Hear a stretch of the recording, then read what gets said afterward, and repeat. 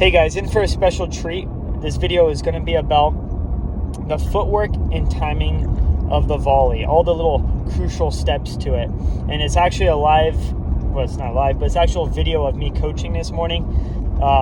So you'll hear me actually coaching a lesson plan. One day I'll get some students to show these drills so you can see that. So, you know, whether you're a coach or you're a player, learn how to do it.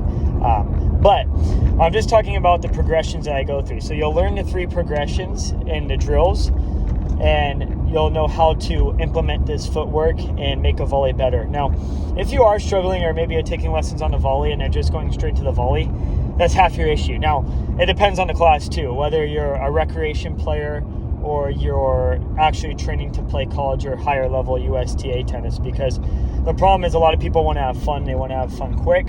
I am more of the coach, you know, I specialize in high performance players, but the reason I get a lot of players good, even the recreation players good, to a decent high school level, 4 or 5 UTR at least, is because I teach all players the same in a way. I do have a little bit more fun with them, but you have to learn the basics.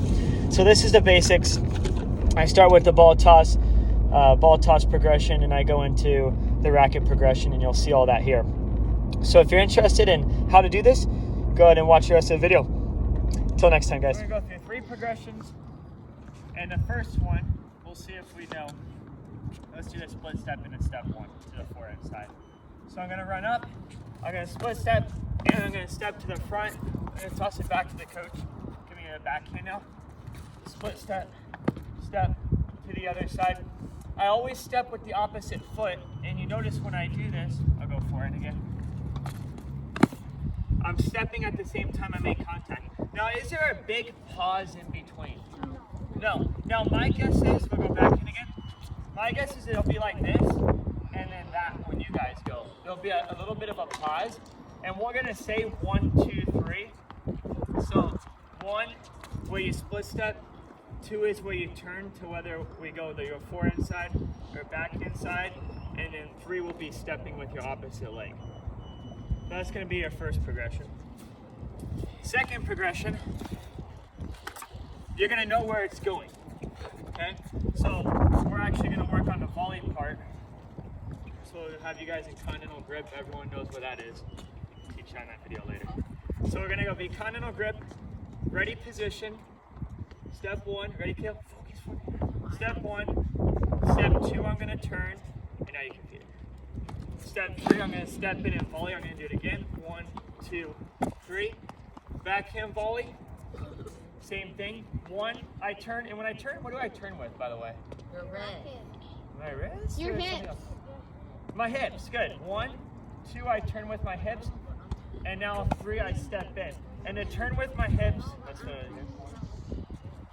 Perfect. All right, so when I turn, this is the reason I turn. No, you're fine, yeah. I do turn my grip with my wrist, you're right, with my non-dominant hand. But I turn my hips because that curls me up, which means it just turns me, so I get my force. I have all my tension in my body, so when I step in, it releases it, sort of like a spring. That's how I get my pop. That's gonna be step 2. Step 3, can anyone guess what it's gonna be? You're going to run up and you're going to do it, but you won't know whether it's a forehand or a backhand, okay? And so you're going to run up, you're going to split step, and I'll do 2 balls. So you won't know if it's a forehand or a forehand backhand, all right? Or a backhand forehand. So there I go. Go up. There's 1, and then I'm going to go again. There's 2. So when I do that, I go up, I run up, I split step, I step, right? I hit my forehand. Then what did I do when I was waiting for the next ball? This is a huge... You recovered to position? Yep, I recovered back to this position with a split step, and then I went back in again to hit my volley. So a lot of people, they just hit it. This is why you get passed when you do go to the net. You hit it, and then you stand there and watch it, and that's why you get lobbed and passed. It's not because we're shorter. Trust me, I'm short. Yeah, I am. It's because I move really well that I don't get passed. So that's one of my pet peeves. I'm too short. No, you're not. You just don't react to the ball. All right, good. All right, let's get going. All right, time. I'm going to teach you where the split step needs to be, as well as while we do a crossover step. Right? Hey, no, don't touch balls, just focus. All right, beneath.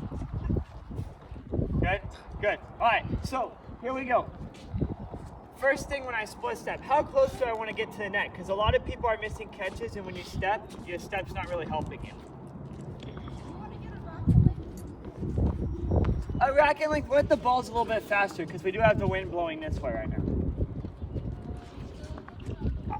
So I want to get, when I split step, I would say about 3/4 of the way up. When we first started, we set a racket length. So this is what Kale was talking about, where we block and we don't really use our footwork. That's like what I use for when you first do a volley and begin, and you just learn how to block or tap it, right? But we're getting past that point. So when we run up and we do our split step, we want to get about 3/4 of the way. Why do I want to get 3/4 of the way? So then you let the ball drop. I can let the ball drop, maybe if it's a little bit higher, yeah. But the other thing is now I can step all the way into it and get my body weight going forward. If I get close anyways, that's why you guys are stepping more across. You're not getting your weight into it. Okay, that's one. Now, two, does anyone know why we step? Why do we step? So we get close to the ball. We get close to the ball? Why do we step with the opposite leg? So that has more power? Not more power. Momentum. Not more momentum. Balance. Balance is one. There's one more reason. Wait, don't tell me. No, I'm gonna tell you. It's covering. It covers more court. So watch this. If I go and I step, ready? Guys, eyes on me, you're not gonna see it. If I go and I step, I'm gonna go across first off, right? And I'm only gonna reach about this far of distance.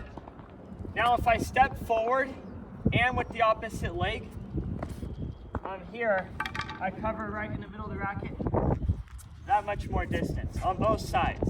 That's a huge difference. That's why you step with the opposite leg, okay? Along with the balance part. So, you're gonna come up, you're gonna split step again. Don't just split step, running close. You have to judge the ball when you come forward. So when should I split step? When you make contact. Good, so when coach makes contact. So right when they make contact, we stop our feet, and then from there, once you stop your feet, you have to get in and make one step into your catch. It's harder than it looks. Everyone thinks this drill is easy. That's why I start with this drill, the footwork. All right, let's go back again and try it. Here we go.